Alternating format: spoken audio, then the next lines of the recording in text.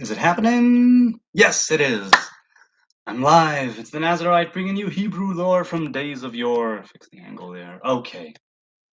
Now, last week's portion was Lech Lecha, culminating in the covenant of circumcision, the covenant of the flesh, the covenant where it was given to the descendants of Abraham through Yitzchak, and not through Yishmael. Although Yishmael was blessed and was very fruitful, and he multiplied, and we all know what went on there. It says it in the scripture. Regardless of where you say Ishmael is nowadays, it's in dispute, right?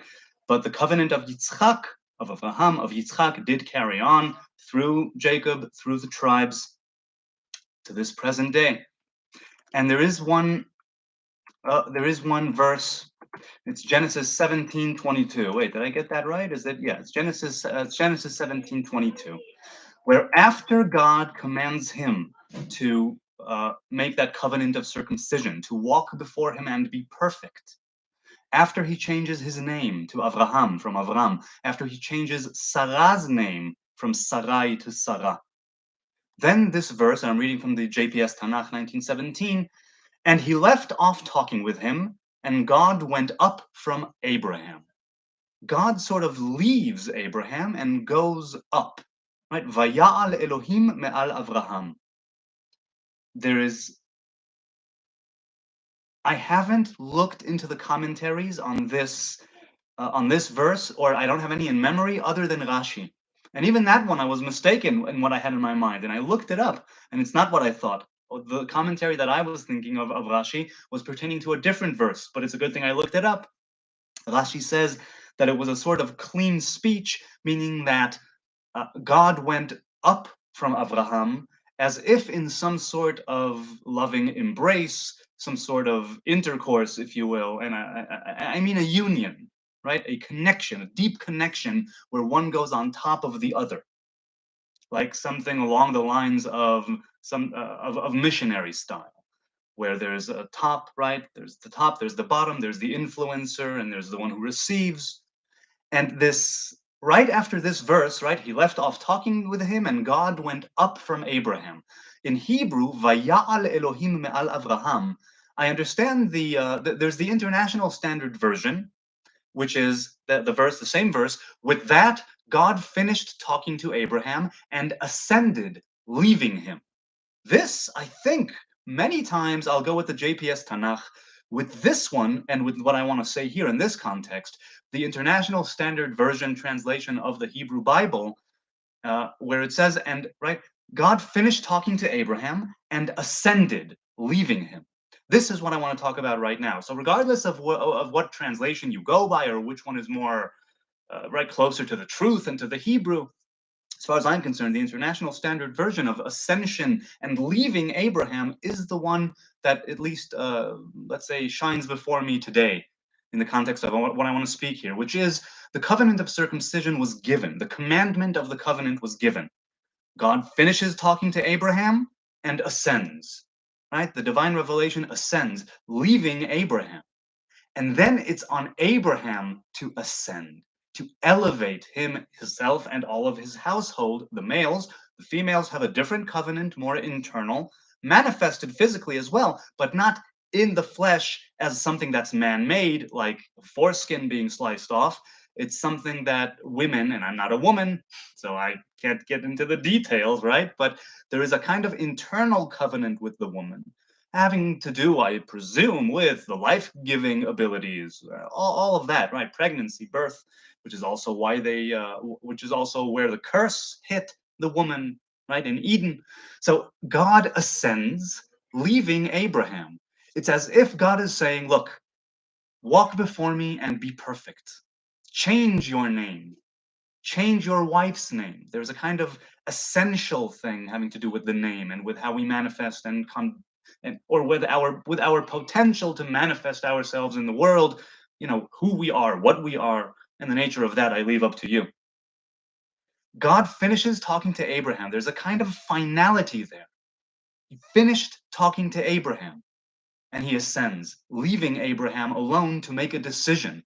The following verse, right here, I'll read it. The following verse, hang on, I'll get to it.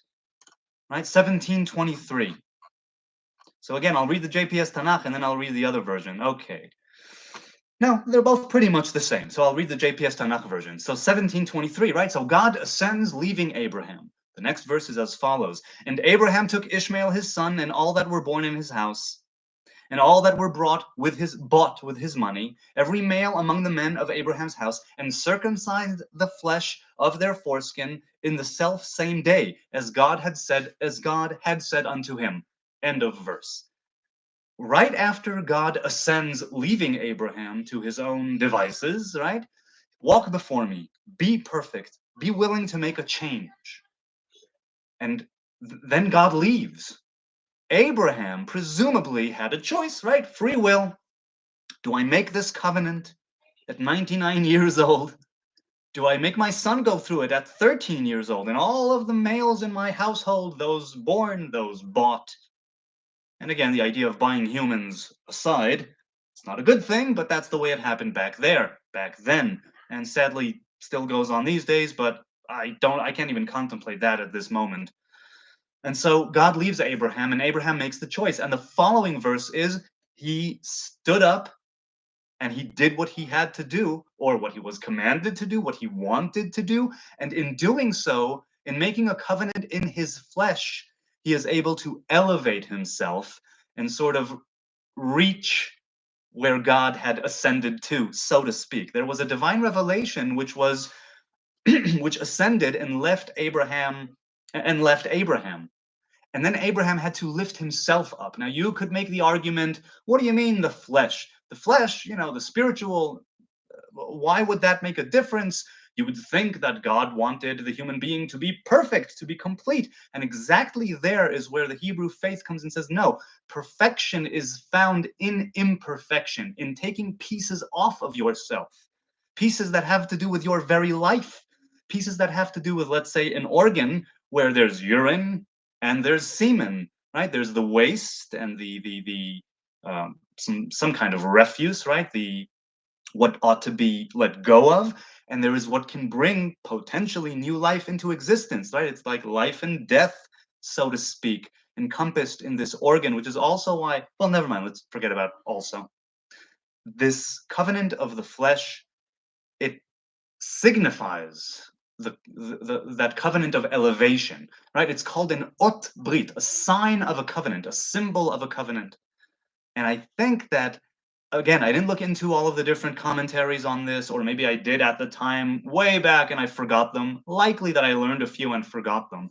But I enjoy reading it and just spitting my own thing out, whatever is in my mind.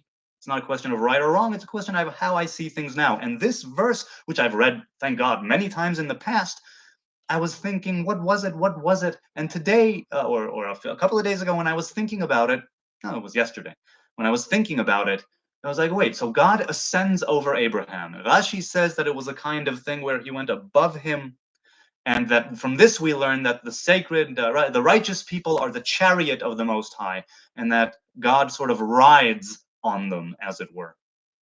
And it does have a lot to do with a divine union, with a kind of sexual thing almost, with God going on top of Abraham. Not now, please. Thank you. All right, let's see if there's anything in the chat. I mean, I could go on about, no, okay, nothing in the chat. I have two people. Hi, two people. And hello, alike. That's nice. All right, so elevation. I've spoken of elevation many times in previous videos, which, of course, in my old channel that I don't have. And this time, even though it's last week's Torah portion, I was thinking about it still yesterday, and that's what came to me. It was Abraham ascending and elevating himself and his household by making that covenant of the flesh. I understand those who say that it's a barbaric, archaic, horrible ritual to take this 8-day-old human baby and take off a part of its flesh with a knife. Are you kidding me? Under so many different circumstances that would be considered so awful and horrible. And yet, things don't start and end with the flesh. Things don't start and end, they don't begin and end with the physical. There's something transcendental in the human being. There's something perfect about our imperfection. And it's about, I believe, embracing it and leaning right? Taking off the cover, removing the cover, right? The Torah speaks about circumcising our hearts. Hey, hello, Pa. Chat, chat, chat, he says. There's something about the circumcision of the heart, and there's something about the circumcision of the penis, of the flesh. I think we're going to stop here. Let's have a wonderful evening. Let's have a great night. God willing, I'll see you on Wednesday for more blah, blah, blah. And I do want to continue with my Hebrew channel. I don't know in what capacity. This English one will definitely be the primary one as far as I'm concerned. And I'm still going to go with the Hebrew one. I'm not sure of the schedule. God willing, I'll be able to perform some sort of miraculous balancing act and have them both go either on and off or at the same time, or I don't know. Different things are going on in my life right now, and I hope that I will be able to make room for them all and schedule my time properly, this right here included. And cut. Good. So I'll see you people on Wednesday, God willing. We'll talk some more. God bless. Laila tov.